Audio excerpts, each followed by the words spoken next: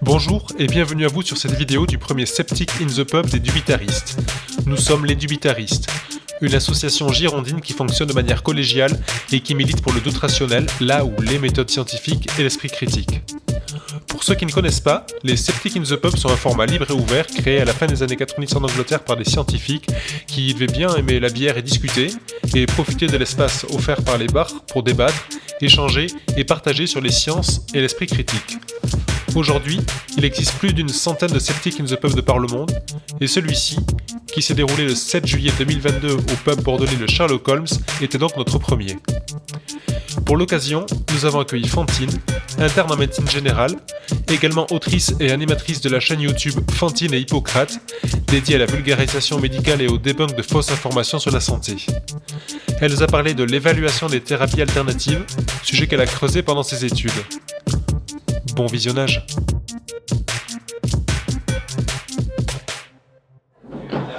Donc moi je m'appelle Fantine, je suis interne en médecine générale pour ceux qui ne me connaissent pas. Je suis en 8e année de médecine maintenant. Et voilà, et j'ai une chaîne YouTube, paraît-il qu'elle est là, voilà, où je parle de médecine, de trucs et de machins, c'est vachement bien, allez voir, voilà. Bon, aujourd'hui on se retrouve pour parler d'esprit critique et pour parler des thérapies alternatives. Alors j'ai eu de la chance, j'ai eu le droit de choisir le sujet, parce que c'est ça qui m'a fait plonger dans la zététique, et je me suis dit que c'était un peu mainstream de parler des médecines alternatives, etc., genre de l'homéopathie, de sujets précis, et en fait je trouvais ça intéressant d'aborder les choses sous l'angle comment en fait ça s'évalue les thérapies alternatives, genre comment on fait pour évaluer une thérapie alternative, pour dire ça marche pas, voilà, pour dire si oui ou non il faut s'en servir, il faut la recommander aux patients, parce que c'est nous ce qui nous préoccupe en tant que soignants. Je suis désolée, j'ai mes anti-sèches parce que j'ai fait ça à l'arrache hier soir. Donc déjà on va faire comme en philo quand on était en terminale, ça tombe bien, les résultats du bac sont tombés hier, donc on va définir les termes de la question. Ça a l'air chiant, on dit comme ça. Donc, bon, non, de manière simple, comment, c'est-à-dire par quel moyen. Donc, vu que votre niveau en esprit critique, tous, c'est plutôt genre débutant, confirmé, expert. Ici, débutant. Entre les deux. Entre les deux, d'accord, donc il y a un peu de tout en fait. Ok. Ça dépend. Bon, mais il y a un peu de tout, c'est bien. Donc, bon, certains vont penser tout de suite, le gold standard, c'est les essais cliniques, c'est trop bien, machin, randomisé, contrôlé, tout ça. La question, c'est est-ce que ces choses-là, c'est applicable ou pas. Donc, comment évaluer? Donc, l'évaluation, globalement, ce qui va nous intéresser, c'est ça marche ou ça marche pas, c'est dangereux ou c'est pas dangereux, d'un point de vue un peu schématique. Et les thérapies alternatives, alors ça c'est ultra chiant à définir, parce que c'est quoi une thérapie alternative? Je ne sais pas s'il y en a qui étaient au REC cette année, aux rencontres de l'esprit critique à Toulouse. Il y avait une superbe conférence où j'étais dedans. Oui, le youtubeur est un animal très égocentrique.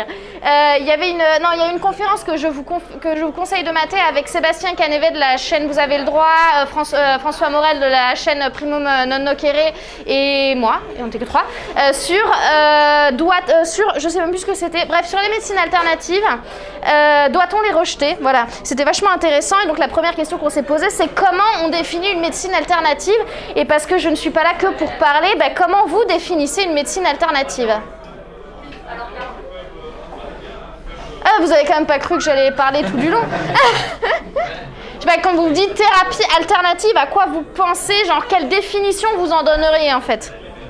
Je bois ma bière. Non mais levez pas la main. Alors j'irais peut-être celles qui sont en dehors du parcours de santé habituel dans le pays dans lequel on est. Ouais, celles qui sont en dehors du parcours de santé, du parcours de santé classique, on va dire. Il y en a qui ont d'autres idées. Soyez pas timides. Ils sont timides. Ils sont timides? Oh, ils sont tous timides. Ouais. Qui sont pas scientifiquement prouvées. Ouais, donc celles qui sont pas scientifiquement prouvées. Donc là, il y a deux idées différentes. Il y en a qui ont d'autres. Ouais.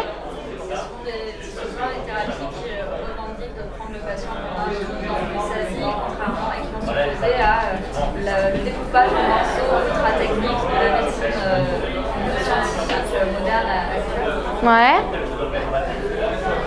Non mais levez pas la main, j'ai l'impression d'être prof, c'est horrible. C'est les gens qui les pratiquent, qui se définissent eux-mêmes comme alternatifs, peut-être Ouais. qu'ils vont se dire alternatifs par rapport à la médecine qu'ils vont appeler, je sais pas, conventionnelle, Ouais. des lobbies ou je sais pas quoi. Donc on retombe sur Ils vont pas dire que c'est pas prouvé. Ils vont peut-être pas revendiquer des preuves parce que pour eux ça a l'air trop scientifique parce qu'ils ont l'envie de la science, mais une alternative par rapport à un système trop normé qui fonctionne pas comme il faut. N'hésite pas toujours à reformuler. Oui, pardon, excuse-moi. Ouais, j'ai commencé en reformulant et oui, j'ai commencé et puis après j'ai oublié. Donc il y avait l'idée que c'était, des médecines qui n'étaient pas prouvées par la science. Il y avait l'idée que c'était des médecines qui prenaient, enfin des thérapies qui prenaient le sujet, enfin le patient dans sa globalité et pas juste le découpage en morceaux de symptôme par symptôme. Et du coup l'idée analogue que c'était qu'ils se définissaient pas eux-mêmes comme alternatifs par rapport à une médecine conventionnelle, mais que du coup en fait c'était la différence de méthode entre les deux. Si j'ai bien compris ton point. Donc, alors, je vais vous balancer quand même la définition officielle de l'OMS. Non, parce que je prépare des petits trucs quand même. Donc, l'OMS a une définition, sachez-le. L'OMS, elle définit la médecine traditionnelle d'un côté et les médecines complémentaires et alternatives de l'autre. Parce que dans les études scientifiques, pour ceux que ça intéresse, qui sont allés faire un peu de bibliographie sur le sujet, on parle de MCA, donc médecine complémentaire et alternative, ou MAC, médecine alternative et complémentaire, ou en anglais CAM, donc conventional and alternative medicine, merci. Donc en gros médecine alternative et complémentaire, ça c'est le terme consacré dans la littérature scientifique. L'OMS parle des médecines traditionnelles comme la somme de toutes les connaissances, compétences et pratiques reposant sur des théories, croyances et expériences propres à différentes cultures, qu'elles soient applicables ou non. Et les médecines alternatives et complémentaires comme un vaste ensemble de pratiques de santé qui ne font pas partie de la tradition ni de la médecine conventionnelle du pays et qui ne sont pas pleinement intégrées dans son système de santé prédominant. Donc ce qui est marrant, c'est qu'on voit qu'on avait tous à peu près, en gros, la même définition que l'OMS quand on mélange tout ça, mais que... Ouais. Ça veut dire que là, dans la définition conventionnelle, il y a aussi les croyances. Oui, dans la définition de l'OMS, il y a aussi les croyances. En fait, c'est par exemple la prière pour l'OMS fait partie des thérapies alternatives et complémentaires. Théoriquement, quand on regarde leur définition, c'est toutes les connaissances, compétences et pratiques qui reposent sur des théories, des croyances ou des expériences propres à différentes cultures. Ça, c'est les alternatives. Ça, c'est la médecine traditionnelle. Voilà. Donc la médecine traditionnelle en soi, la prière, ça fait partie de la médecine traditionnelle selon l'OMS par exemple. Le chamanisme, ce genre de choses, ça rentre dans cette définition-là. Donc ça c'est la définition officielle. On se rend compte de plusieurs choses dans ces définitions officielles. Ceux qui sont un petit peu habitués à détecter les biais, ce genre de choses, c'est qu'il y a déjà un énorme quoi ? Il y a deux principaux biais dans ces définitions. Aussi des appels. L'appel à la tradition. Il y a l'appel à la tradition, voilà, l'appel à la tradition, à l'ancienneté entre guillemets. C'est voilà le fait de dire que si quelque chose est ancien, si quelque chose est pratiqué depuis longtemps, alors forcément c'est quelque chose de bien, alors forcément c'est quelque chose d'efficace. Donc ça, comme ceux qui me suivent sur ma chaîne savent, la saignée pratiquée par Hippocrate et la panacée, voilà, c'est globalement les deux leitmotifs de la médecine hippocratique, c'est la saignée et le vin. Bon, voilà, faites-vous votre propre opinion sur la médecine hippocratique. Donc voilà, comme quoi l'ancienneté, c'est pas parce que quelque chose, c'est pas forcément dans les vieux pots qu'on fait les meilleures soupes. Et le deuxième qu'on retrouve beaucoup dans la définition, c'est l'appel à la nature. Et ça, c'est quelque chose qu'on retrouve beaucoup dans les médecines traditionnelles, notamment la médecine traditionnelle chinoise. C'est voilà, la phytothérapie, l'aromathérapie, tout ce qui est basé sur des plantes, tout ce qui est basé sur la relation avec la nature au sens large, avec les énergies. Et même maintenant, on peut en rapprocher la médecine quantique, qui en fait a pour objectif de... oui, non mais bon. La médecine quantique qui a pour objectif de se rapprocher des ondes naturelles de la Terre que chaque être est censé projeter. Donc ça aussi, c'est de l'appel à la nature. J'ai mis un coup dans le micro. Désolée. Voilà. Donc bref, c'est le bordel de définir ce truc. Donc nous, on va dire thérapie alternative en se disant qu'on s'est à peu près compris, mais que là-dedans, c'est un peu un joyeux foutoir et que globalement, on va mettre donc tout ce qui est traditionnel, pas prouvé et qui sort du système de soins actuel, on va dire occidental, quoi. Question. Ouais. Cette définition de l'OMS, elle sert à quoi comme cadre en fait? À pas grand-chose. Cette définition de l'OMS, ça sert à pas grand-chose. Voilà, en fait, c'est la définition officielle, voilà, pour les documents officiels de l'OMS et des institutions qui en découlent. Mais par exemple, c'est pas la définition qu'a la HAS, la Haute Autorité de Santé. La Haute Autorité de Santé a une autre définition qui s'en rapproche, mais qui n'est pas la même. Et dans la littérature scientifique, c'est pas cette définition-là non plus. Par exemple, la médecine traditionnelle, c'est un terme qui est très peu utilisé dans les publications scientifiques, en fait. Donc à quoi ça sert de faire que l'OMS fasse des définitions? Ben, je sais pas, faudrait leur demander. Ouais. Est-ce qu'il y a des définitions différentes de pays à l'autre? Je sais pas. Je ne sais pas s'il y a des définitions différentes d'un pays à l'autre. Je n'ai pas cherché. C'est une excellente question à laquelle je n'ai pas du tout la réponse. Désolée. Je suis désolée, je regarde mon plan en même temps. Oui. Fantastique. Top.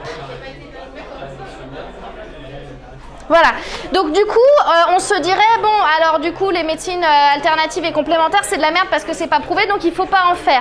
Donc en gros, on en viendrait à cette espèce de paradigme qui dit, tout ce qui n'est pas prouvé, il faut le mettre à la poubelle. Bon, maintenant, levez la main si vous avez déjà pris du paracétamol dans votre vie pour une douleur. Vous avez déjà quoi, pardon? Pris du paracétamol dans votre vie, c'est-à-dire Doliprane et Feralgan. Voilà, le paracétamol n'a montré son efficacité que dans les douleurs cancéreuses. Voilà, donc vous avez tous pris un médicament qui n'a jamais été prouvé dans l'indication pour laquelle vous l'avez pris. Oui, mais sur moi, ça marche. Oui, mais sur moi, ça marche, exactement. Voilà, donc en fait, on voit bien que cette définition, elle est un peu biaisée, parce que voilà, le paracétamol dans les douleurs, genre quand on a un mal de crâne, quand on a la gueule de bois, on prend tous du paracétamol parce que ça marche, sauf qu'en fait, il n'y a aucune étude qui a jamais prouvé que le paracétamol était efficace dans la gueule de bois. Pourtant, on le fait tous. Donc voilà, donc la frontière est en fait assez mince. Et donc pourquoi on le fait tous? On le fait pas tous. Enfin, on le fait tous parce que tout le monde le fait, et on le fait tous parce qu'il n'y a aucune étude qui prouve la non-efficacité du paracétamol dans la gueule de bois, également. Donc comment on fait des études? Je passe sur l'historique parce que c'est un peu chiant et il y en a d'autres qui l'ont fait mieux que moi. Donc comment on fait pour avoir un truc solide dont on est sûr? Et ben c'est l'échelle des niveaux de preuve. Alors là, si j'avais eu le temps, je vous aurais fait un joli PowerPoint avec l'échelle des niveaux de preuve, tout ça. Mais alors soit vous l'avez dans la tête, soit vous l'avez pas, et puis vous irez chercher sur Internet parce qu'Internet est votre ami. Donc globalement, l'échelle des niveaux de preuve, c'est quoi? C'est de dire que il y a plusieurs types de preuves, qu'il y en a qui sont un peu tout pourri pourrave, et il y en a qui sont vachement bien. Donc le premier niveau de la preuve, c'est le témoignage. Le témoignage, c'est sur moi, ça marche le paracétamol quand j'ai la gueule de bois. Moi j'ai la gueule de bois, je prends du Doliprane et puis j'ai plus la gueule de bois, donc ça marche. Ça c'est le témoignage. Alors c'est bien. C'est bien quand on a peu de preuves ou quand c'est sur des cas ultra rares. Parce que le témoignage en lui-même, c'est juste un fait isolé. Quand il est publié dans une revue, parce que oui, ça existe, le témoignage qui est publié dans une revue, ça s'appelle un rapport de cas. Un case report en anglais. Le rapport de cas, c'est en gros une équipe de médecins, ils voient un truc, ils se disent, vas-y, c'est chelou, ils l'étudient, donc ils voient par exemple un mec qui a fait, par exemple, le patient de Berlin, qui est le premier patient à avoir fait une rémission spontanée d'une infection au virus du sida. On sait d'ailleurs toujours pas trop comment il a fait, mais donc ce mec-là, ça a été un case report, ça a été un rapport de cas parce que les mecs ont vu cette rémission, ils se sont dit vas-y c'est chelou, on va le publier dans une étude scientifique pour dire aux gens que ça existe. On peut pas faire des essais avec plein de cas parce que c'est le seul qu'on a. Donc ça c'est pas nul comme niveau de preuve, c'est juste que c'est juste une personne. Par contre, c'est hyper intéressant pour donner des pistes ou pour voir des choses nouvelles sur des cas très rares. Donc ça, c'est un peu le niveau 1, le truc de base, c'est, enfin dans les études qui sont publiées, on va dire, c'est le rapport de cas. Après, vous avez, alors après ou avant, ça dépend des échelles, vous avez l'avis d'experts. Les experts, c'est ceux qui savent. Donc l'avis d'experts, c'est des gens qui savent, qui se regroupent entre eux et qui disent non, on dit c'est comme ça, il faut faire. Donc c'est bien. Généralement quand même, ils se reposent sur la littérature scientifique, hein, ils ont lu des études, tout ça, enfin voilà. Généralement c'est des mecs quand même qui sont pointus dans le domaine, en principe. Donc c'est pas trop mal. Le problème c'est qu'en fait c'est juste des mecs qui donnent leur avis. Et il y a plein de cas en fait où on se base sur des avis d'experts parce qu'on n'a pas mieux. Genre pas plus tard que hier, non aujourd'hui, pas plus tard qu'aujourd'hui, je suis en stage en gynécologie en ce moment. Il y a plusieurs manières de faire quand une grossesse est arrêtée chez une femme enceinte. Voilà, la grossesse s'arrête, pouf, qu'est-ce qu'on fait? Voilà, on a l'échographie, un aspect d'une grossesse qui s'est arrêtée. Qu'est-ce qu'on fait? Quand est-ce qu'on recontrôle? À 48 heures, à 7 jours, personne n'est d'accord. Alors il y a l'avis d'experts qui a tranché. Les experts ils ont dit ouais non, il faut faire 48 heures ou 7 jours d'ailleurs, je sais même plus. Les experts ils ont tranché. Ils ont tranché en fonction de quoi? On sait pas trop. Voilà, peut-être pierre feuille ciseaux, on sait pas trop. En gros, ils sont rassemblés entre eux et ils ont discuté de ce que eux ils avaient vécu en fait. Ils se sont dit ouais mais moi une fois j'en ai vu une, je l'ai reconvoquée à 7 jours, au final elle est revenue avant parce qu'elle avait mal. Bon en fait c'est un ensemble d'expériences qui se passe et de littérature scientifique, mais généralement les avis d'experts on fait ça quand on n'a rien de mieux. Et donc qu'est-ce qu'il y a de mieux qu'un avis d'expert? Là attention, normalement il y a 2 zététiciens qui vont mouiller leur slip. Voilà, ça s'appelle l'essai contrôlé randomisé. C'est beau, hein? Voilà, c'est ça. Mais la salle n'est pas très réceptive, mais c'est pas grave. Donc voilà, on va la refaire. Donc c'est l'essai contrôlé randomisé en double aveugle. Oh putain, c'est pas facile, ils sont pas tous bien réveillés. Hein. Alors qu'est-ce que c'est? Pour les 3 du fond là qui suivaient pas, enfin ils sont pas au fond du coup, mais pour les 3 d'à côté qui suivaient pas. L'essai contrôlé randomisé, c'est un peu le gold standard là, genre là tous les scientifiques, tous les gens qui font de la recherche scientifique, qui sont là, oh mon dieu, c'est fantastique. Un essai contrôlé randomisé, c'est le gold standard, mais c'est pas par ça qu'on commence.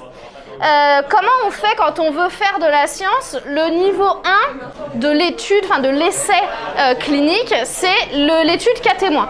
L'étude cas témoin, c'est quoi? C'est on prend des gens, on regarde, par exemple, on prend la salle là, on dit qui est-ce qui a déjà qui est-ce qui a déjà fait une bronchite dans sa vie?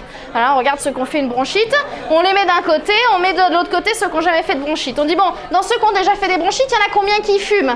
Puis on regarde de l'autre côté, il y en a combien qui fument dans ceux qui n'ont pas fait de bronchite? Et puis on compare les 2 groupes.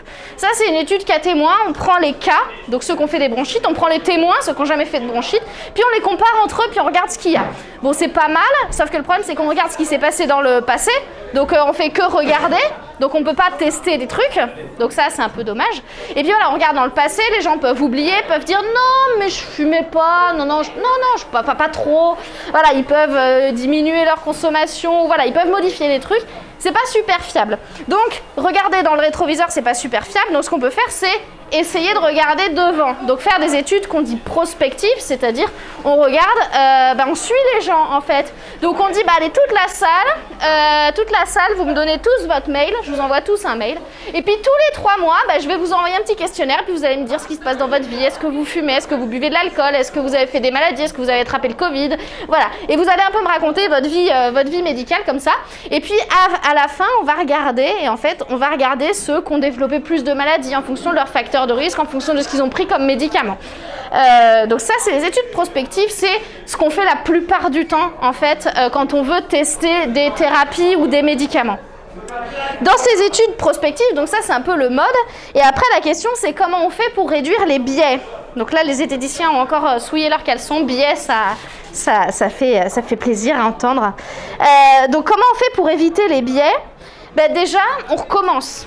C'est-à-dire qu'on fait des études où on teste médicament A contre médicament B, on le fait sur 1000 personnes, on regarde ce qui se passe au bout de 6 mois, mais une fois ça suffit pas, parce qu'on peut très bien avoir, genre si on est à Tourcoing dans le Nord, eh ben on n'aura peut-être pas la même proportion de Kevin Tuning que si on est dans le Sud-Est. On aura peut-être plus, on n'aura peut-être pas forcément les mêmes populations, donc ce sera peut-être pas représentatif de toute la population française. Donc on doit le répéter un peu partout et puis faire différents essais avec différentes études, avec différentes équipes. Et ça, quand on compile toutes ces études qui sont faites à peu près de la même manière pour arriver à peu près, alors pas forcément à la même conclusion, mais pour répondre à la même question, on compile tout ça et ça s'appelle une méta-analyse. Ça, la méta-analyse, on aime bien. Ouais, on aime bien la méta-analyse parce qu'on se dit, ouais, la méta-analyse, c'est bon, elle a la réponse à tout. Si la méta-analyse, elle dit l'ostéopathie ça marche, c'est que l'ostéopathie ça marche. Parce qu'une méta-analyse, ça ment pas, parce que c'est le haut de la pyramide de preuves, ça peut pas mentir. Bon, si, ça peut. Ça peut. Pourquoi ça peut mentir, une méta-analyse? Allez-y, ça vous travaille un peu là. J'ai soif. Parce qu'il y a une méthodologie à suivre. Alors ouais, il y a une méthodologie à suivre, mais quoi comme méthodologie? Qu'est-ce qui peut faire que votre méta-analyse va être foirée en fait, que la conclusion de votre truc qui est censé être le plus haut, ça va foirer? On va essayer de choisir, déjà quand on fait une méta-analyse, on va dire que c'est quel critère on va choisir les études sur lesquelles on va se baser. Et donc juste sur ce choix, comme je dis par exemple, tiens je vais prendre que les études où l'ostéopathie c'est efficace. Forcément, pour le gouvernement, c'est sur le choix des études sur lesquelles se base la méta-analyse. Alors ça, effectivement, le choix des études donc sur lesquelles vont se baser, les critères de sélection des études sur lesquels vont se baser la méta-analyse, ça, en principe, c'est censé, si vous avez des chercheurs qui ne sont pas trop de parti pris, c'est la base du méta-analyse, c'est qu'en fait on choisit pas les études qui nous intéressent, genre on regarde pas les 12 papiers qui sont sortis et dire alors moi je vais choisir les 3 qui disent que ça marche, ça m'arrange, et les autres je vais dire qu'ils sont pas bien, je vais pas les mettre dans mon étude parce que ça m'intéresse pas. Ouais. Il y a ce qu'on appelle l'effet tiroir, le fait que de toute façon les seules études publiées c'est celles qui marchent, parce que celles qui ne marchent pas en général sont pas publiées. Donc si on fait une méta-analyse super carrée avec des bons critères d'inclusion, des bonnes stats, et qu'on le fait que sur les études publiées, ben forcément on va trouver un défaut. Voilà, ça c'est l'effet tiroir, mais on en reparlera plus tard. L'effet tiroir, c'est le fait qu'on publie, genre si vous faites un essai pour montrer que manger du pain ça fait grossir, hein, parce que vous êtes persuadé que le lobby du pain nous ment et qu'il nous fait manger du pain alors que ça fait grossir, et puis vous suivez des gens sur 10 ans, des gens qui mangent du pain et des gens qui mangent pas de pain, et puis vous voyez qu'en fait ceux qui mangent du pain ils sont pas plus gros que les autres. Ben, vous n'allez pas la publier, votre étude, vous allez vous dire mais merde, ça va pas du tout dans le sens que je voulais.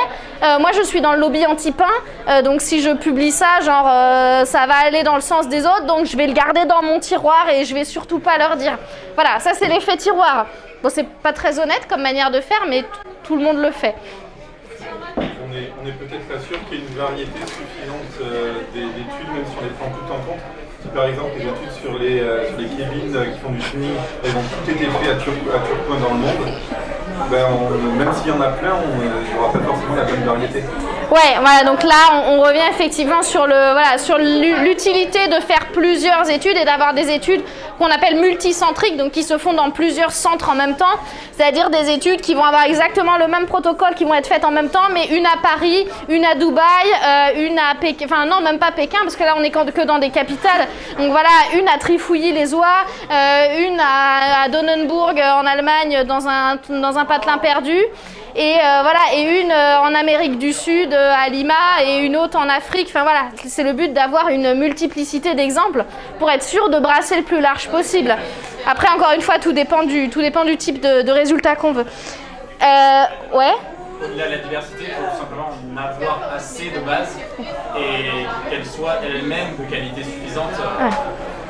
Et dans les pseudo-psychothérapies, c'est plutôt la norme en fait d'avoir des méta-analyses basées sur 10 études et qui donc vont dans le sens d'un truc bidon avec un effet de taille moyenne sur la dépression.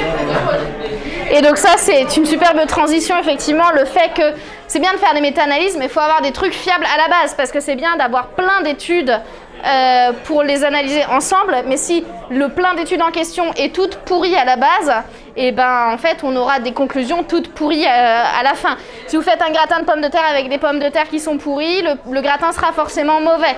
Vous aurez beau avoir fait le meilleur gratin du monde, avoir mis la béchamel comme il fallait, ça restera dégueulasse. J'aime beaucoup mes analogies. Ouais. Pour rebondir sur la qualité, c'est aussi dépendant de l'état des connaissances actuelles. Si on faisait une méta-analyse sur les mêmes sujets il y a 100 ans, on n'aurait pas du tout les mêmes résultats et pourtant il y a 100 ans, ça aurait été quelque chose d'excellente qualité. Alors effectivement, il y a le biais, enfin il y a le fait que les critères de qualité sont pas les mêmes en fonction du temps. La méthode scientifique évolue aussi, au même temps que les connaissances scientifiques évoluent. Des choses qui étaient faites avant et qu'on estimait comme normal d'un point de vue qualitatif au niveau de la méthode, maintenant ne se verrait plus faire. Ça, c'est des choses qu'on voit beaucoup en éthique notamment. Il y a certains essais qui ont été faits sur des personnes privées de liberté. Pareil, ça va être censuré sur YouTube. Il y a des études qui ont été faites sur des personnes privées de liberté dans les années 40, dans une certaine partie de l'Allemagne et de la Pologne, qui étaient faites sans le consentement des personnes. C'est quelque chose, faire des études sur des personnes sans leur consentement, maintenant ça paraît absolument aberrant. À l'époque, c'était pas super choquant. Donc effectivement, les standards évoluent et les standards de qualité d'études aussi, et des études qui nous semblaient ultra quali dans les années 60 maintenant paraissent globalement un peu toutes pourries.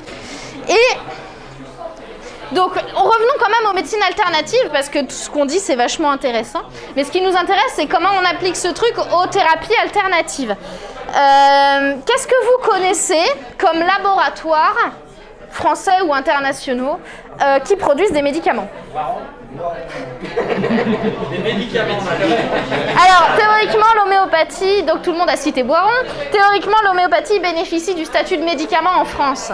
C'est pas le cas partout dans le monde. Viatrix. Mylan, alors Mylan a changé de nom justement, maintenant il s'appelle Viatrix. Merck. Pfizer, Sanofi quand même, on a un fleuron, on a quand même une industrie française, faut essayer d'en être un peu fier. Ouais, Sanofi. Les pauvres Moderna qui ont quand même fait un vaccin, personne ne se souvient d'eux, les pauvres. Voilà, et vous avez surtout en fait alors c'est un peu de la triche parce que j'ai dit médicaments, vous avez aussi tous les labos qui commercialisent de la cosmétique. Parce que en termes de thérapie alternative, enfin de thérapie bullshit, la cosmétologie n'a pas grand-chose à envier à l'homéopathie. Et là, en fait, on peut citer absolument tous les labos qui font de la cosmétologie parce qu'aucun n'a de preuve d'efficacité de leur traitement.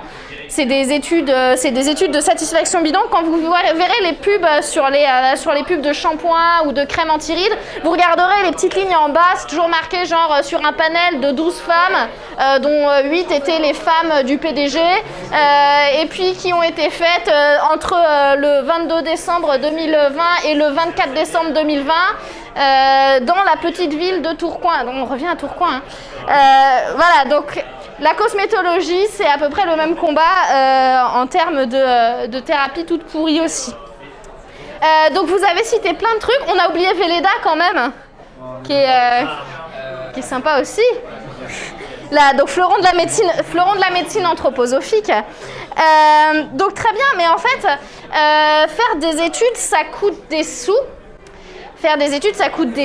Et qui est-ce qui finance les études des médicaments innovants? C'est les labos qui innovent. C'est-à-dire que les mecs, un jour, ils essayent de faire un truc, ils se disent vas-y, viens, j'ai une molécule, genre je pense que ça pourrait marcher sur ça. Alors ils font une étude, puis ils se disent putain ça marche vachement bien. Donc du coup ils publient, ils font d'autres études et en fait c'est eux qui mettent l'argent dans la recherche pour réussir à prouver que leur machin ça marche, pour pouvoir avoir la fameuse autorisation de mise sur le marché et commercialiser leurs médicaments et se faire un max de blé. Donc le but des industries pharmaceutiques, c'est de se faire du pognon, ça c'est un secret pour personne, hein, c'est pas des entreprises philanthropiques, mais donc du coup en fait ils investissent dans les études parce qu'ils savent que s'ils réussissent à prouver l'efficacité de leur traitement, ils auront leur autorisation de mise sur le marché et ils pourront négocier avec la Sécu le prix de leur comprimé ou de leur crème. Mais du coup, qui est-ce qui finance les études sur les médecines alternatives ? Et Eh ben, pas grand monde en fait. C'est ça un des premiers problèmes, c'est que pour financer des études, il faut avoir du pognon.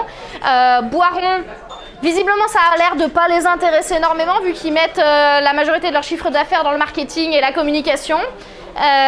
J'ai plus les chiffres en tête. C'est moins de 20% le nombre entier, enfin le pourcentage de leur chiffre d'affaires qu'ils réinvestissent dans la recherche et le développement.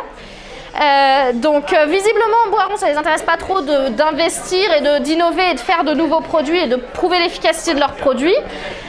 Et visiblement en fait les autres industries non plus, parce que quand vous regardez sur les études qui sont publiées, vous avez la liste à la toute fin des études, vous avez la liste des personnes qui ont financé l'étude et vous retrouvez assez rarement que ce soit Boiron, Velleda ou les marques de cosmétologie, que ce soit les crèmes anti-rides, L'Oréal, etc. Quand par bonheur ils réussissent à publier quelque chose, la plupart du temps en fait c'est pas financé par les industries en elles-mêmes. Donc le pognon c'est une des premières choses qui fait que malheureusement on a assez peu d'études sur les études en médecine alternative. Il n'y a pas d'État qui fait quelques recherches Alors, labo public qui fait des recherches, qui des fois fait des trouvailles, les brevets sont rachetés par les labos. Alors, il y a l'État qui finance, oui, il y a aussi l'État qui finance, c'est vrai. Sauf que l'État, il finance des trucs dont il sait que ça va être utile pour le grand public. L'État, il finance des projets, enfin en principe, ça c'est la théorie. En théorie, l'État finance des projets dont il sait que ça va pouvoir aboutir à quelque chose et qu'il va pouvoir y avoir un impact sur la santé publique. Ça peut être, souvent d'ailleurs, c'est plutôt des études d'épidémiologie, des études d'impact par exemple sur l'impact de tel ou tel produit sur la santé. C'est plutôt des études sur les facteurs de risque en fait que des études d'efficacité de médicaments vraiment. Encore qu'il y en a, hein, bien sûr. Donc l'aspect financier, c'est la première chose qui est pas du tout le principal truc, mais qu'il faut quand même garder en tête. L'autre, bossez un petit peu, c'est quoi les autres problèmes selon vous? Pourquoi c'est pas facile d'évaluer une thérapie alternative? Est-ce qu'elle n'est pas bien référencée?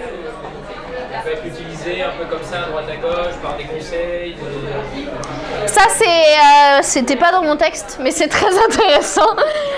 Effectivement, j'imagine que tu penses à un truc en particulier? Non. Le fait que les thérapies alternatives, c'est pas vraiment référencé, que c'est un petit peu chacun le fait dans son coin. Le meilleur exemple, non mais si, C'est peut-être pas le cas. le meilleur exemple c'est la naturopathie. Là, n'importe qui ici peut se dire naturopathe, personne n'aura la même définition. Je suis sûre que si je demande à 4 personnes leur définition de la naturopathie, personne ne me sort la même. Parce qu'il n'y a pas de définition de la naturopathie, c'est hyper dur de donner une définition de la naturopathie. Les écoles de naturopathie, entre elles, ne donnent chacune pas les mêmes définitions de leurs pratiques. Bon, après, c'est pas standardisé, mais justement, c'est le problème, c'est que comme c'est pas standardisé, va-t'en évaluer la naturopathie. Genre, t'évalues quoi ? T'évalues pas un médicament, t'évalues même pas une technique comme l'ostéopathie, parce que l'ostéopathie c'est un peu cadré, il y a des livres de référence. La naturopathie, il y a des livres qui font plus ou moins consensus, mais il n'y a pas un livre de référence qui dit c'est comme ça qu'il faut faire. Donc effectivement, la multiplicité des pratiques, ça rend très compliqué d'évaluer une pratique en particulier, quoi. Un peu ça, il me semble, c'est que les prétentions thérapeutiques des thérapies alternatives sont parfois foisonnantes et multiples. Il y a des tonnes de pathologies qui sont censées être guéries par une pratique un peu faite. Donc à évaluer, ça doit être compliqué. Il y a aussi effectivement donc, le fait que chaque thérapie va dire qu'elle soigne un peu tout. Bon, on a tous en tête les pubs des gourous là, qui vous disent qui soignent les AVC, les cancers, les blessures de couple, les divorces, et puis qui parlent aussi un peu aux morts, voilà. Mais même sans aller jusque-là, la plupart des thérapies alternatives, l'acupuncture, elle soigne à peu près tous les symptômes. L'homéopathie, elle soigne tous les symptômes. La naturopathie, elle dit soigner à peu près toutes les maladies de ce que j'ai pu voir. En fait, les thérapies qui vous... Enfin, le Reiki soigne toutes les... Alors, le Reiki soigne tout. Le Reiki, c'est peut-être la thérapie qui soigne le plus tout. J'ai vu un site de Reiki quand même où il disait qu'il soignait pareil les cancers, les AVC, mais également les problèmes familiaux. Voilà, comme ça, ça balaye large. Donc effectivement, ça c'est une autre problématique, c'est que c'est hyper difficile. Une étude clinique, ça va dire, on va évaluer le Reiki en 20 séances sur un mois pour traiter la lombalgie aiguë chez les patients de 18 à 60 ans. Bon, on va dire que ça marche pas pour ça. Puis les praticiens Reiki, ils vont dire non, mais ça, ouais, mais le reste, ça marche. Voilà, et en fait, c'est infini et on s'en sort pas. Peut-être aussi que comme c'est des études qui viennent souvent des personnes qui les pratiquent, c'est pas quelque chose dont ils ont besoin. C'est-à-dire qu'il y ait l'étude ou qu'il n'y ait pas, dans tous les cas, ils vont pouvoir continuer à pratiquer et à le vendre. Donc en gros, pourquoi faire une étude? Merci de me spoil ma conclusion. ça fait plaisir, mais c'est bien. Il y avait une main là, je crois, non? D'accord, donc tout le monde veut me spoil ma conclusion en fait.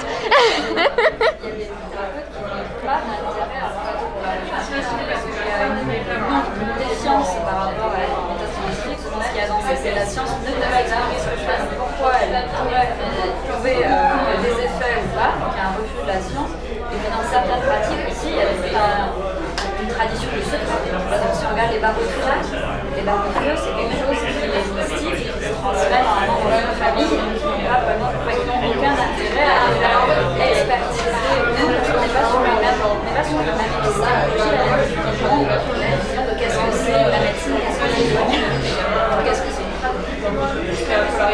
Effectivement, du coup, pour résumer, parce que je pense que personne là-bas n'a entendu ce que tu as dit, pour résumer, tu me corriges si je déforme tes propos, pour résumer, en gros, prenez l'exemple des barres de feu en disant qu'en fait, les personnes les arts comme ça, les arts avec un gros A qui se transmettent de génération en génération, en fait, les praticiens de ces arts-là n'ont aucun intérêt à vouloir prouver leur pratique, parce qu'en fait, ça n'a pas de sens dans leur vision du monde, parce que leur art, il est spirituel, il est transmis de génération en génération, et en fait, c'est le concept de prouver que ce qu'ils font est efficace n'a pas de sens en lui-même. C'est à peu près ça. Il y a un culte du secret aussi voilà. sur certains pratiques. Ils y croient, quoi. Ils y croient, et ce qu'elle disait, c'est qu'il y a un culte du secret, c'est-à-dire que c'est quelque chose de transmis de génération en génération qui ne doit pas sortir du cercle familial, du cercle des initiés, c'est ce que tu voulais dire. Donc effectivement, et ça, donc, non, mais ça c'est ma conclusion. Vous êtes tous méchants. Mais on va y revenir, bien sûr. Oui. Sinon, pour donner un exemple aussi, par exemple la lithothérapie, où justement, chez une personne, telle pierre, ça va faire ça, mais qui est différente par rapport, chez d'autres personnes en fait. Et ça, voilà, ça fait une transition toute trouvée. Donc sur la lithothérapie qui a des effets, voilà, donc l'aigle marine qui va soigner ça et ça chez telle personne, mais qu'il faut surtout pas utiliser chez telle personne parce que ça va soigner ça et ça. L'aigle marine, l'améthyste ou l'œil de tigre ou ce que vous voulez. Ça c'est la problématique du groupe contrôle en fait. Quand on fait une étude, on aime bien avoir un groupe test qui teste la méthode qui nous intéresse. Prenons l'exemple de la lithothérapie. Donc voilà, la moitié de la... Alors tout le monde a le Covid, admettons. Allez, tout le monde a le Covid, on ne doit pas être loin de la vérité. Donc la moitié droite de la salle, on va tous vous donner un cristal, je sais pas, qu'est-ce qui soigne le Covid ? La chloroquine. Calmez-vous. Le quartz. Non, le quartz c'est trop mainstream. Là ? Le lapis lazuli, elle est fantastique. Donc voilà, on donne un lapis lazuli à tout le monde. Vous le portez toute la partie droite là. Vous le portez pendant, je sais pas, une semaine autour du cou. Voilà. Et puis vous n'avez pas le droit au lapis lazuli. On vous donne un caillou bleu, mais c'est pas du lapis lazuli. Genre ça ressemble, mais c'est pas le même. Donc on va montrer très étonnamment, probablement, que la partie droite, enfin la partie à ma droite du coup de la salle ne va pas forcément guérir plus vite que la partie gauche, malgré les effets du lapis lazuli, étonnamment. Et les lithothérapeutes, effectivement, trouveront comme parade que oui, mais c'est parce qu'il faut individualiser le traitement à la personne et que du coup, on peut pas voir ça sur de trop grands groupes. Ça, c'est l'argument phare de l'homéopathie. C'est pour ça que l'homéopathie, on échouera toujours à prouver l'inefficacité de l'homéopathie face à des personnes qui vous diront que le 3e principe de l'homéopathie, ou 4e, je ne sais plus, c'est l'individualisation. C'est que tel traitement, par exemple Apis mellifica, qui est censé soigner tout ce qui pique, globalement, si j'ai à peu près bien compris, Apis mellifica, oui, mais alors ça soigne par exemple les brûlures, mais alors chez une personne qui a un tempérament plutôt anxieux, il va falloir prendre du 9CH, et puis chez quelqu'un qui est plutôt un peu mollasson, il faut prendre du 6CH, mais alors attention parce qu'il faut le combiner avec du bryonia à 4CH, mais alors chez les enfants c'est pas pareil, et en fait ils vont vous trouver juste en fonction du tempérament, en fonction des antécédents, en fonction de plein de choses, ils vont vous trouver des excuses comme quoi tel traitement n'aurait pas le même effet, c'est même pas le même taux d'efficacité, c'est juste genre ça va pas soigner les mêmes choses en fonction des personnes. Et du coup, en fait, on se retrouve à être complètement, à être incapable de traiter, d'évaluer ces choses parce que on peut pas juste évaluer un groupe contrôle entre une personne et la même personne, c'est pas possible. Donc effectivement, ça rend très compliqué l'organisation d'essais. L'autre exemple que j'aime bien utiliser, c'est celui de l'acupuncture. Personnellement, mon avis sur l'acupuncture, c'est que je suspends mon jugement. Je ne dis pas que l'acupuncture est inefficace parce qu'en fait, c'est très très difficile d'évaluer l'acupuncture. Pourquoi ? Parce qu'on va prendre, toute la salle à mal au dos. Je suis beaucoup utilisée pour les lombalgies. Toute la salle à mal au dos, vous avez tous eu mal au dos une fois dans votre vie, en principe. Toute la salle a mal au dos. Allez, la moitié, on va changer un petit peu. La moitié qui est à ma droite, tant pis, vous avez mal au dos. La moitié qui est à ma gauche, vous allez chez l'acupuncteur. L'acupuncteur, il vous fait une séance d'acupuncture. Et vous, ah non, mais à ma droite, quand même, vous avez le droit d'aller voir un acupuncteur, sauf qu'en fait, il va piquer juste à côté des points d'acupuncture. Ça s'appelle la sham acupuncture dans les essais cliniques, c'est qu'en fait, ils font comme de l'acupuncture, sauf qu'ils piquent à côté. Donc ils font comme s'ils faisaient une séance d'acupuncture, tout pareil, l'entretien, machin, tout ça. Sauf que à la fin, au moment de faire le geste qu'on évalue, au lieu de piquer pile les méridiens, ils font un peu n'importe quoi, ils piquent à côté. Donc c'est vachement bien parce que du coup là on a un groupe contrôle, un groupe placebo mais vrai, où il y a juste le placement des aiguilles qui change. Sauf qu'il y a un gros problème avec ce protocole, c'est quoi ? C'est le double aveugle. Donc le double aveugle, c'est le fait qu'il faut que le patient soit aveugle du traitement, c'est-à-dire qu'il ne sache pas ce qu'il prend. Parce que si je vous dis, alors vous allez avoir un traitement, c'est genre le must, ça marche vachement bien, vous allez voir, en 3 jours, vous n'allez plus avoir mal. Et puis vous aurez le placebo, donc ça va rien faire. Il faut un groupe contrôle, donc vous aurez quand même mal, mais bon, c'est pas grave, vous aimez bien quand même, il faut un groupe contrôle, quoi. Donc forcément, ceux qui sont à ma droite, ils vont vachement mieux guérir que ceux qui sont à ma gauche. Et puis ceux qui sont à ma gauche, ils vont peut-être avoir un peu envie de me taper aussi. Donc si vous allez, le problème c'est que, donc déjà il faut que le patient, il soit en aveugle de son traitement, parce que sinon forcément ça va influencer sur la vision qu'il aura de l'efficacité. D'ailleurs, c'est quoi la proportion à peu près d'effet placebo environ dans un médicament de manière générale ? C'est à peu près 30%. Et ça, c'est au global, c'est-à-dire que c'est autant pour une chimiothérapie que pour du spasfon. Le spasfon, ça n'a jamais été prouvé non plus. Faut arrêter de prescrire du spasfon, ça ne marche pas mieux qu'un placebo. Donc le spasfon, effet placebo 100%, l'homéopathie, effet placebo 100%, la chimiothérapie, effet placebo, pas 0 en tout cas. Pas 0%, parce qu'il y a toujours un effet placebo quand on prescrit un médicament. Une perfusion, c'est plus efficace qu'un comprimé. Un comprimé coloré, c'est plus efficace qu'un comprimé blanc. Un comprimé dégueulasse, c'est plus efficace qu'un comprimé qui n'a pas de goût. Parce qu'on se dit que si c'est mauvais, c'est forcément efficace. Ça peut pas être juste dégueulasse pour rien. Et en acupuncture, il me semblait avoir vu qu'un praticien d'apparence asiatique était plus efficace dans l'effet placebo qu'un praticien d'apparence européenne caucasienne. Alors c'est possible qu'un acupuncteur d'ethnie asiatique soit plus efficace qu'un acupuncteur caucasien. Ça m'étonnerait pas, en soi. Juste un petit truc, une petite parenthèse, c'est là dans ce goodie, il y a un truc que je trouve intéressant, c'est que c'est intéressant de savoir si on essaie d'évaluer l'efficacité ou l'efficacité propre. Parce que notamment, par exemple, pour moi, dire que l'homéopathie c'est pas efficace, c'est un non-sens parce que c'est efficace. Il y a des personnes que ça soigne, et peut-être que par exemple, par rapport aux autres, c'est un très bon placebo, et c'est un placebo qui a 70% d'effet placebo, alors que les autres, apparemment, beaucoup moins. Du coup, parler juste d'efficacité pure. De toute façon, quand on parle d'efficacité, je crois qu'on dit toujours que ça devient plus efficace qu'un placebo. Parce que quel que soit le médicament, quel que soit le truc, on aura toujours un effet placebo qui est un effet placebo nul, 0. Oui, mais du coup, je trouve que c'est aussi intéressant d'évaluer si c'est un bon placebo ou un mauvais placebo. Comme on disait, par exemple, un placebo bleu sera meilleur qu'un placebo blanc. Non, parce qu'après, il y a le bon placebo. Tu vois le bon placebo. Le bon placebo, il voit la douleur, il tire. Il y a toute une branche de la communication qui est sur la forme du médicament. C'est savoir qu'il faut faire un médicament petit, gros, présenté sur des grosses plaquettes, comment tout ça. Il y a Maxime qui essaie désespérément de parler derrière. Je pense que derrière ça, il y a une mécompréhension de ce que c'est le placebo. Parce que justement, c'est un concept qui regroupe en fait plein de choses. Et pour moi, le mot soigner et trompeur, ça a avant tout une influence sur la perception.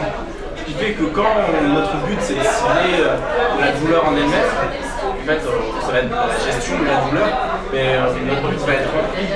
Mais quand je dis que l'homéopathie pourrait être un super placebo, c'est pas l'homéopathie qui va te permettre de guérir tes symptômes en eux-mêmes. Comme l'adage de certains pharmaciens, que si tu as un rhume, rien, ça se finit en 7 jours, quand quelque chose, ça se finit aussi en 7 jours. L'adage, c'est une angine virale avec des antibiotiques, ça dure 7 jours, sans antibiotiques, ça dure une semaine.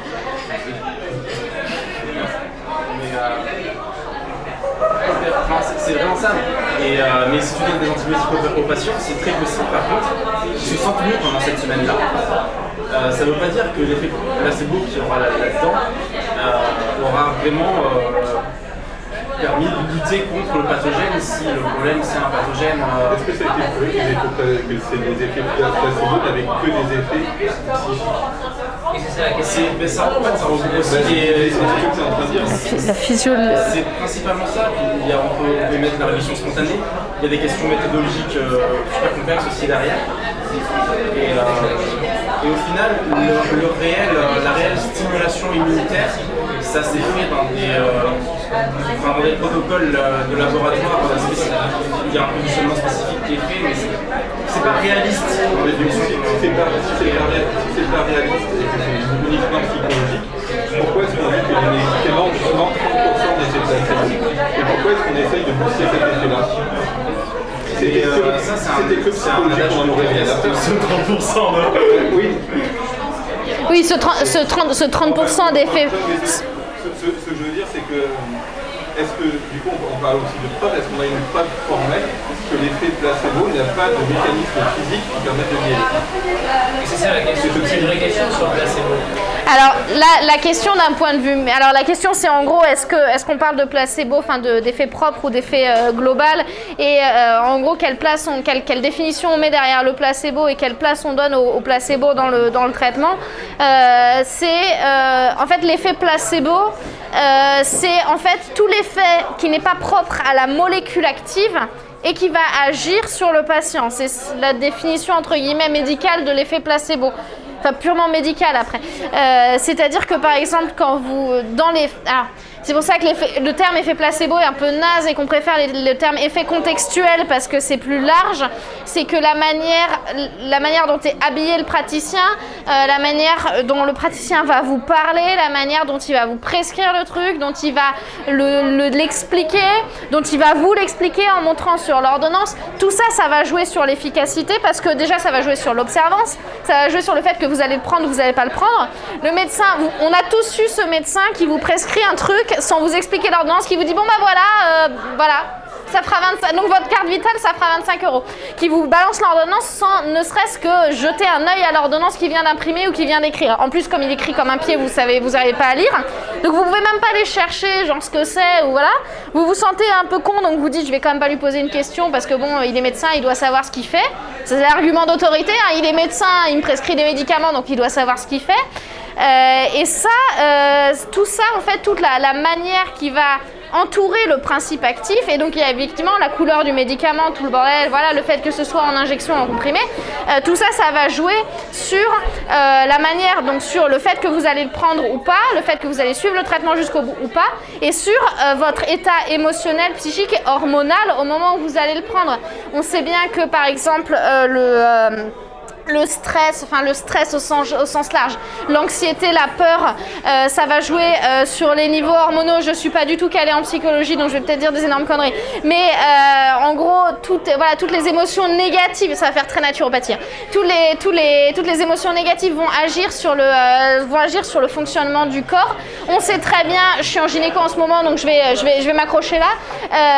On sait très bien, par exemple, que les périodes de stress peuvent dérégler le cycle hormonal, parce qu'on ne sait pas trop comment, mais on remarque que les femmes qui sont stressées, les femmes qui ont des stress, que ce soit des stress physiques ou psychiques ou émotionnels, vont avoir des perturbations de leur cycle menstruel, ou vont avoir des baisses de leur fertilité. On sait très bien qu'un couple qui ne fonctionne pas, même s'ils ont des rapports sexuels réguliers, même si tout va bien, la fertilité va diminuer. On ne sait pas bien pourquoi, mais il y a des observations qui font qu'on voit qu'il y a ces effets-là.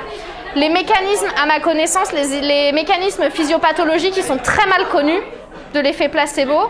Là, on en est juste au stade de dire, il y a ce truc, il est là, on ne sait pas pourquoi il est là, on ne sait pas comment il est arrivé là, mais il est là, et on a appelé ça effet placebo parce que ça fait un peu latin, un peu grec, ça sonne bien. On s'est dit que c'était pas mal. Mais c'est là où la question se pose vis-à-vis de la physiologie vraiment des personnes, parce qu'il y a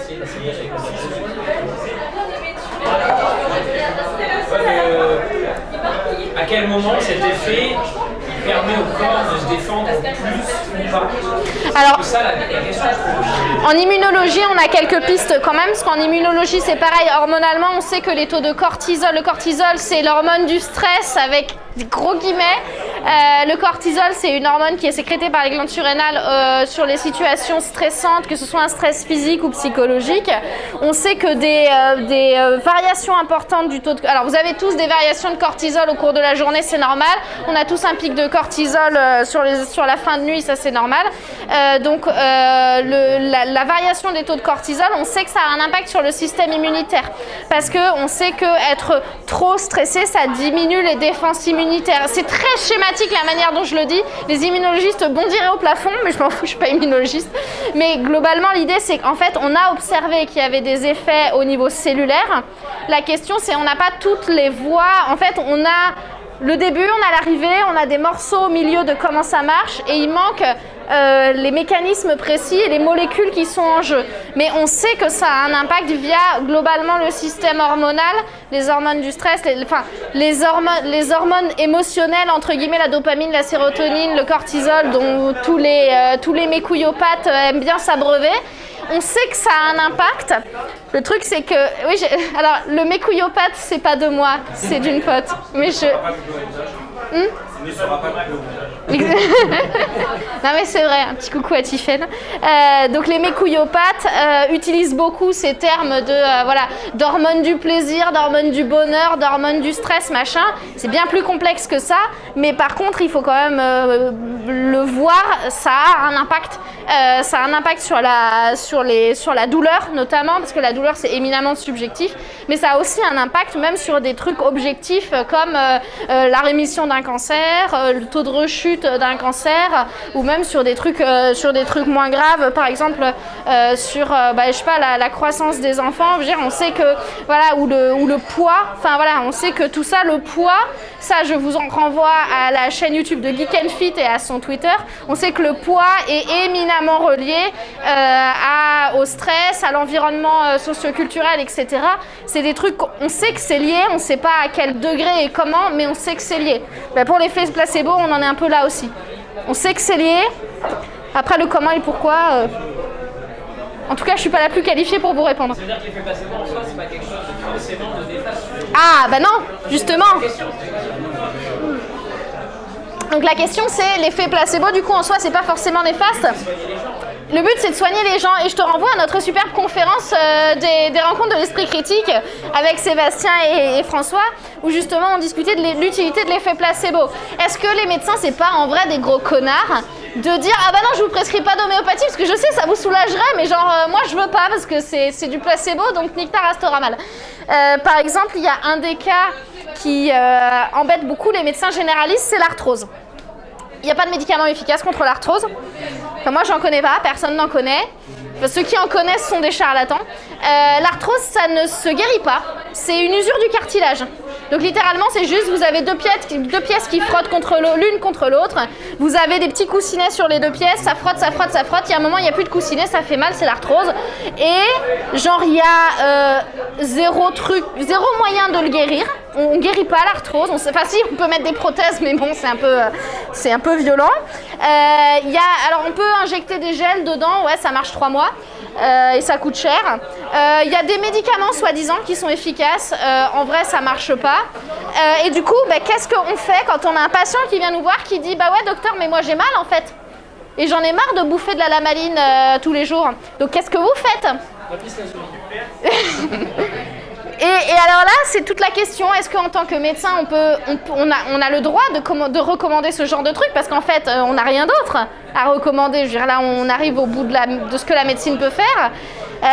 Et le plus souvent, en fait, c'est les patients eux-mêmes qui disent « Alors, docteur, je suis allée voir... Et puis alors là, vous insérez n'importe quel nom de mes couillopathes au choix.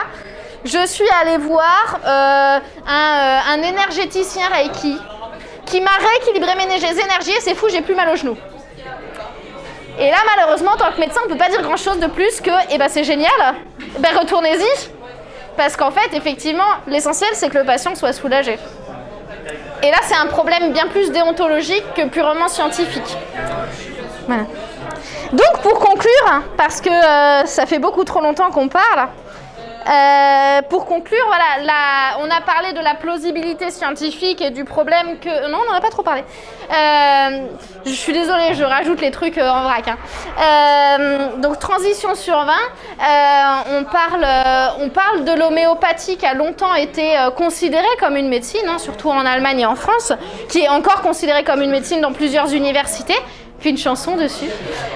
Donc l'homéopathie, il n'y a pas de preuve scientifique, ça on le sait, c'est de l'effet placebo, c'est de l'effet contextuel, mais bien plus que ça, en fait, l'homéopathie, ça n'a aucun fondement physiopathologique, c'est-à-dire que même si ça marchait, on n'a aucune raison, on n'a aucun moyen d'expliquer pourquoi ce serait censé marcher. Oui, la mémoire de l'eau. Bon, la mémoire de l'eau. Alors, ça, c'est pas un argument parce que y a le paracétamol, jusqu'à il y a 10 ans, on n'avait aucune idée de comment ça marchait. Jusqu'à il y a 5 ans même. On avait genre vraiment aucune idée de comment ça marchait. On donnait ça aux gens, on se disait « Ah, c'est fantastique, ils ont plus mal ». Mais en fait, on n'avait aucune idée de comment ça marchait.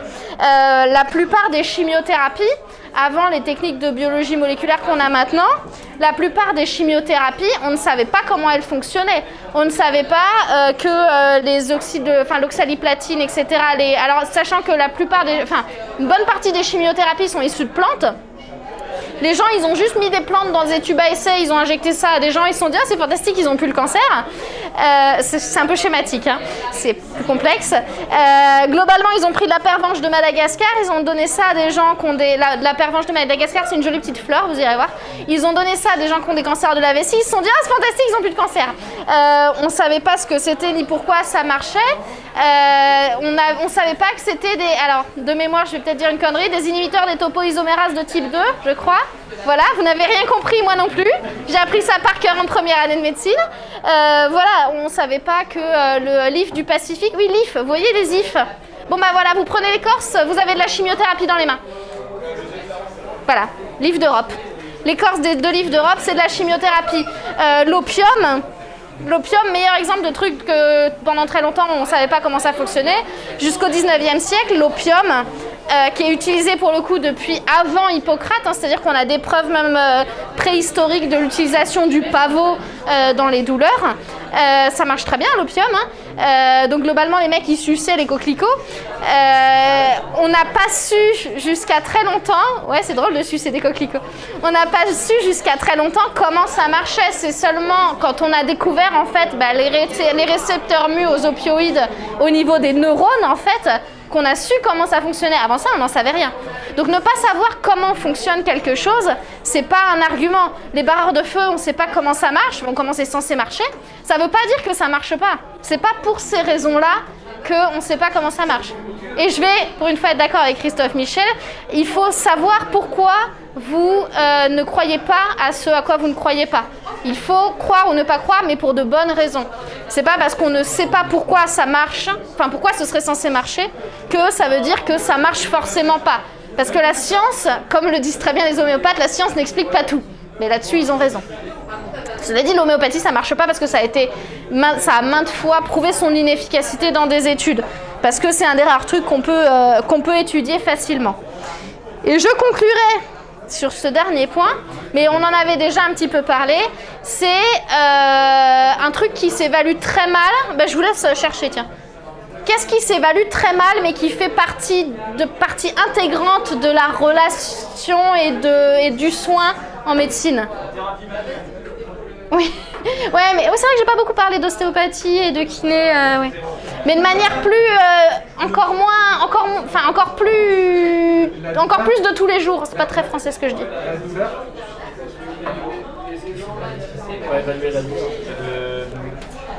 La réalité du praticien sur sa relation avec le patient. C'est pour ça, en grande partie, que les thérapies alternatives marchent. C'est qu'un médecin, ça a un quart d'heure pour tout faire. Ça a un quart d'heure pour dire bonjour, au revoir, faire passer la carte vitale, faire payer, plus s'occuper du patient. Voilà, c'est que déjà, en fait, on passe 2 bonnes minutes sur les formalités pour examiner un patient. Ne serait-ce que prendre une tension quand on n'a pas d'appareil automatique, bah, ça prend facile 1 bonne minute. Et puis, il faut écouter le patient, accessoirement, ça peut servir. Genre, bonjour monsieur, qu'est-ce qui vous amène ? Et pour peu que le patient il ait 2 ou 3 trucs à dire, ben vous en avez vite pour 5 minutes, le temps de l'examiner et de réfléchir à ce qu'il a, de lui faire une ordonnance, c'est terminé. Votre consultation, elle est finie, vous n'avez pas le temps de l'écouter parler de leurs enfants, de l'écouter parler de ses problèmes de couple, de l'écouter parler de sa douleur, que quand même il a mal au dos, mais que à gauche, mais des fois c'est un peu à droite, mais là c'est plutôt à gauche, et quand il prend du paracétamol, il a moins mal à gauche, mais du coup la douleur elle passe à droite, et du coup quand il se met un petit peu comme ça dans le canapé, ça va mieux, et il s'est rendu compte que quand il monte les escaliers, mais en commençant par le pied gauche, ça va un peu mieux, et du coup depuis qu'il est allé chez l'ostéopathe, et en fait le truc c'est que ça, vous n'avez pas le temps de le faire, on n'a pas le temps de le faire en médecine, quelle que soit la spécialité, on n'a pas le temps, et du coup ça fait pourtant partie du soin, et ça fait partie pourtant de la manière de prendre des gens en charge, parce que écoutez, et ça vous le savez tous, quand vous êtes en colère, que vous avez mal et que ça fait 3 heures que vous attendez sur un brancard aux urgences, alors ça vous le savez peut-être pas tous, mais ceux qui ont vécu les urgences, qui avaient des vraies douleurs, qui se tapaient une colique néphrétique, je pense surtout aux coliques néphrétiques, c'est très très douloureux, ou qui avaient des douleurs très intenses, qui étaient sur un brancard aux urgences, qui sont restés collés dans le fond d'un couloir pendant 6 heures, gueuler sur l'infirmière qui passait, elle y peut rien l'infirmière, mais gueuler sur l'infirmière qui passait en lui disant « Putain, ça fait 6 heures que j'attends, est-ce que vous pouvez pas juste me donner un putain de Doliprane parce que je douille sa race ?» Et tout de suite, ça allait mieux. Parce que exprimer ses émotions, parce que discuter, parce que parler, parce que la relation à l'autre, ça diminue. Je parle surtout des douleurs parce que c'est ce qui est le plus sensible à ça. Mais le côté humain, l'empathie, la bienveillance, c'est des choses que les thérapeutes alternatifs ont souvent bien plus que les médecins traditionnels. Allez-y, battez-vous. Je sais pas, battez-vous. Est-ce que ça, vous l'apprenez dans le cursus Très bonne question. Est-ce qu'on apprend à être, j'allais dire gentil, mais même pas en fait. Est-ce qu'on apprend à avoir une relation correcte avec un patient pendant les études de médecine? Pas du tout. Non, mais on pourrait apprendre à avoir une relation efficace pour maximiser les bienfaits. Ouais, non. En fait, alors, pour tout vous dire, là, je suis en 8e année de médecine générale. Alors, en première année de médecine, on n'a rien. En 2e et 3e année de médecine, on mange des cours. En 4, 5, 6e année de médecine, on a, je crois, de mémoire, 2 cours de 2 heures, un sur l'annonce de maladies graves et un sur je sais plus quoi d'autre. Enfin bref, on a 2 cours de 2 heures sur les situations un peu touchy avec des patients qui ne sont pas obligatoires. Véridique, pour l'annonce aux maladies graves, on était 8 sur une promo de 400. 8 ou 9, je crois. Parce que les cours ne sont pas obligatoires. Bon. Donc non, en fait, on n'est pas formé. En tant que médecin généraliste, on est un peu mieux formé, parce qu'à Bordeaux, en médecine générale, on a une formation, ils axent pas mal la formation là-dessus. Donc on a des cours de relations patient-médecin, on a des jeux de rôle de relations patient-médecin, et on a surtout on a 2 journées entières, donc 2 fois 8 heures sur l'entretien motivationnel et la relation au patient et le changement des habitudes et la construction d'une relation patient-médecin. Donc ça, on le voit dans le cursus de médecine générale. À Bordeaux, c'est pas trop mal fait. Ce qui veut dire que c'est pas du tout fait chez les médecins spécialistes, parce que j'ai demandé à mes collègues internes de médecine spécialiste, ils n'ont absolument pas ça dans leur cursus. Ce qui explique que les oncologues vont parfois vous sortir des trucs du genre vendredi soir, il est 17h30, vous êtes le dernier rendez-vous. Ah, monsieur machin? Ah ouais, bon bah oui, c'est cancéreux, hein. Il y a des métastases, donc là le pronostic il est pas bon. Donc on va faire quelque chose de palliatif. Mais effectivement, ce serait bien que vous preniez vos dispositions parce que malheureusement, là, on ne va pas pouvoir vous sauver. Hein. Voilà. Donc, je vous laisse voir avec ma secrétaire pour le règlement. Voilà. Bonne soirée. Voilà. Non, enfin, j'exagère à peine, mais voilà, c'est ce qui explique qu'on est des spécialistes, qui est l'empathie d'une poutre, quoi. Vas-y, Maxime. Moi, ce que je voulais dire, c'est que pour moi, ce dont tu parles là, ça rejoint ce que tu lui as répondu en premier concernant le placebo. C'est qu'on sait que l'alliance thérapeutique, le terme part de lui-même, je pense, est corrélée avec l'adhérence au traitement. Et c'est notamment ça, tout simplement, le placebo. Un patient qui suit bien les conseils comportementaux et prend son traitement tous les jours comme il faut, voilà, qui n'oublie pas, forcément il va mieux guérir que les autres. Ça ne veut pas forcément dire du coup qu'il y a un effet caché que le placebo sur ce qu'il y a l'effet. Mais c'est un effet indirect qui n'empêche pas que c'est l'effet médical en lui-même auquel on va donner les meilleures chances d'agir. D'après ce que j'ai entendu, c'est pas sécurité d'opportunité. C'est ce que tu as répondu en premier, c'était le premier point. Et d'observance de traitement. Oui, mais a priori, s'il y a raison, s'il n'y a que l'observance du traitement, ça serait documenté et on saurait que c'est ça. Mais a priori, on ne sait pas. Il y a plein de choses en fait. Oui, mais à chaque fois, tu rapportes tout en disant ça n'est que l'observance du traitement et l'observance des bons trucs. Moi, ce que je dis, c'est qu'a priori, tant qu'il n'y a rien qui a prouvé que c'est que ça, on ne peut pas le dire. De toute façon, je veux bien croire que c'est ton avis et ton propre avis, mais il n'engage que toi. Comme moi, c'est aussi mon propre avis. C'est une question de charge de preuve. Tu as raison, dans l'absolu, on ne va pas dire telle chose est fausse. C'est juste dire, on n'a pas de raison de penser à ça. Sur l'effet, moi je sais pas, j'avais tombé sur un article où il parlait d'effet placebo, mais en général sur une consultation d'un médecin généraliste. Il y avait la difficulté à avoir le rendez-vous, si jamais la personne avait une secrétaire ou pas, savoir si jamais combien de temps la personne l'avait au téléphone. Après il y avait le standing du cabinet, la blancheur de la blouse, combien de temps ils attendaient en salle, tout ça. Ça joue sur la vitesse à laquelle on guérit. Après, tout dépend aussi de quelle est. À grande échelle, quoi. J'imagine que. Tout dépend de. La blancheur de la blouse, moi, ça m'a fait un petit peu halluciner. Oui, la tenue du praticien est très importante. Par exemple, quand vous êtes à l'hôpital, alors ça, c'était une étude anglaise pour le coup qui avait montré que la tenue optimale, donc c'était en Angleterre, pour que les patients aient l'impression que le médecin est compétent. La question c'était, en gros il y avait des photos et c'était selon vous quel est le médecin le plus compétent. C'était le smoking la blouse par-dessus le smoking en Angleterre. C'est cliché, mais voilà. Donc un homme, enfin en smoking, c'était sans cravate, je crois. Mais voilà, un mec en chemise veste avec la blouse par-dessus, c'était vu comme un mec qui était beaucoup plus compétent, un médecin qui était beaucoup plus compétent que celui qui était en tenue de bloc. En tenue de bloc, c'est-à-dire en bleu ou en vert de bloc. C'était en bleu, je crois. Voilà. Donc, oui, il y avait une comparaison homme-femme. Évidemment, les hommes sont plus compétents que les femmes. Logiquement. Ça, c'était pour toutes les tenues, c'était pareil. Ouais. Et oui, sur l'effet placebo, ça dépend de ce qu'on mesure en fait.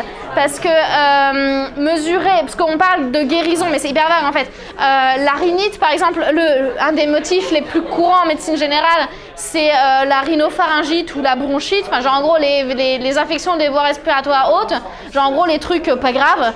Genre que la plupart des gens, ils consultent pas parce qu'ils se disent juste, bah, j'ai la crève et puis voilà, je prends du Doliprane et puis je vais me foutre du pchit dans le nez puis ça va passer quoi. Ce qui est globalement plus ou moins ce qu'il faut faire. Hein.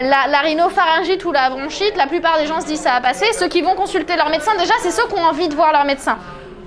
Parce que en vrai, la plupart des gens ici, vous avez le nez qui coule. Bon, en dehors de la période de Covid. En dehors de la pandémie Covid, avant ça, vous aviez le nez qui coule, vous vous disiez ouais, bah, j'ai la crève quoi. C'est tout. Il y a des gens qui viennent chez le médecin généraliste pour une rhinopharyngite, qui demandent à être examinés, qui veulent qu'on vérifie qu'ils n'aient pas une angine, qui veulent qu'on vérifie qu'ils aient une angine bactérienne, qui parfois demandent des antibiotiques parce qu'ils sont persuadés qu'ils vont guérir plus vite avec les antibiotiques, et c'est un gros problème français, et qui derrière à la fin disent que quand même ils sont fatigués et que du coup ce serait peut-être plus raisonnable s'ils repartaient avec un arrêt de travail. Vous, ça vous viendrait probablement pas à l'idée, enfin, la plupart d'entre vous, d'aller chez le médecin généraliste parce que vous avez le nez qui coule. Il y a des patients qui en ressentent le besoin. La question, c'est qu'est-ce qu'ils viennent chercher en allant voir leur médecin généraliste? Ils viennent pas chercher une ordonnance de paracétamol et puis de sérum phi pour se faire des lavages de nez. Parce que, enfin, peut-être la première fois, mais pas au bout de la 4e. Parce que les patients, on les revoit régulièrement, à chaque fois pour des rhinopharyngites ou des bronchites. À chaque fois, c'est le même traitement qu'on prescrit. La question, c'est est-ce que c'est vraiment le traitement qu'ils viennent chercher ou est-ce que c'est autre chose qu'ils viennent chercher? Et ça me permettra de conclure sur cette peut-être brillante idée, je ne sais pas. Donc la question, ce serait pas comment évaluer les thérapies alternatives. La question, ce serait plutôt est-ce que vraiment c'est utile de vouloir évaluer les thérapies alternatives, parce que même si on réussissait à prouver que X ou Y est efficace ou n'est pas efficace, est-ce que vraiment c'est vraiment ça que viennent chercher les patients quand ils viennent voir un homéopathe ou un naturopathe? Voilà. Merci.